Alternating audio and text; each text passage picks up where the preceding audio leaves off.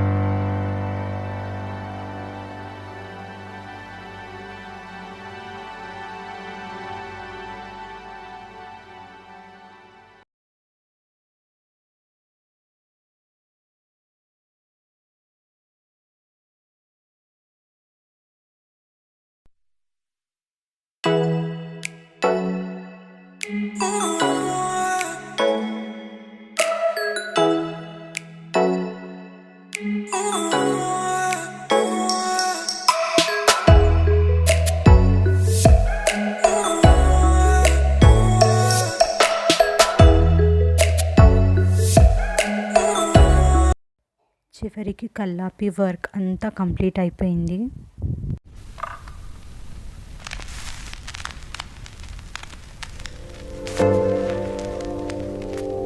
Next day morning Bhogi. ఈరోజు నేను video తీయడం కుదరలేదు, క్లిప్స్ క్యాప్చర్ చేయలేకపోయాను, అందుకే ప్రాసెస్ అంతా చూపించలేకపోతున్నాను. కానీ ఇప్పుడు మీరు చూస్తున్నది ఫైనల్గా రెడీ అయిన ముగ్గు. భోగి మంట కోసం కావాల్సిన స్టిక్స్, న్యూస్ పేపర్స్ అవన్నీ ఒక చోట పెట్టి భోగి మంట అయితే స్టార్ట్ చేసాము. ఈ మంట దగ్గర నిలబడి చూస్తుంటే మనసులో చాలా ఆలోచనలు వస్తాయి. జీవితంలో కూడా కొన్ని రోజులు ఇలాగే ఉంటాయి, చాలా కష్టం, అంధకారం. కానీ ఈ భోగి మంట చెప్తుంది ఒకటే మాట: అంధకారం ఎప్పటికీ ఉండదు, వెలుగు తప్పకుండా వస్తుంది. మీరు ఇప్పుడు కష్టంలో ఉన్నా, మీ బాధ ఎవరికి చెప్పలేకపోయినా ఈ భోగి మంటను చూస్తూ ఒక మాట గుర్తుపెట్టుకోండి: మీ సమయం కూడా మారుతుంది. ఈ మంటలాగా మన లైఫ్ కూడా చాలా బ్రైట్గా వెలుగుతుంది. ఈ భోగి రోజు మనందరికీ మంచి ఆరోగ్యం, శాంతి, బలం, అందరింట్లో నవ్వులు, మన జీవితాలు మంచిగా బ్రైట్గా వెలగాలని హృదయపూర్వకంగా కోరుకుంటున్నాను.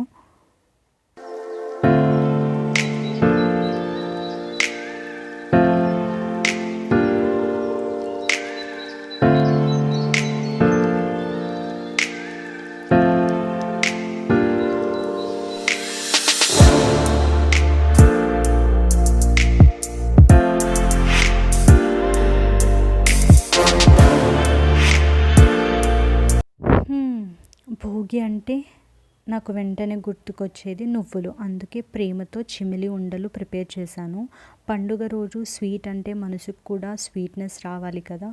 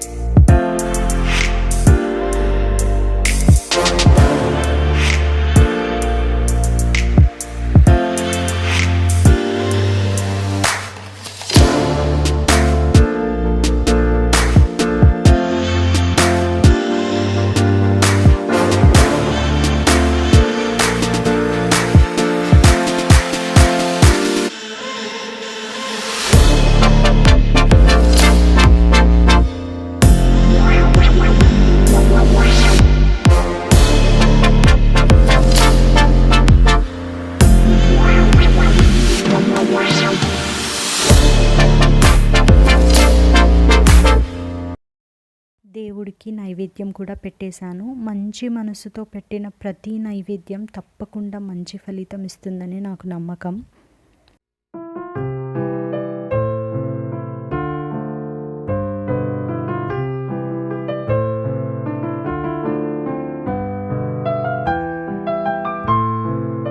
రోజు 2 పక్షులు ముగ్గు దగ్గరికి వచ్చాయి. ఆ మూమెంట్ చూస్తుంటే చాలా పీస్ఫుల్గా అనిపించింది. ఇదొక సైన్ లాగా ఈరోజు చాలా మంచి రోజు అని.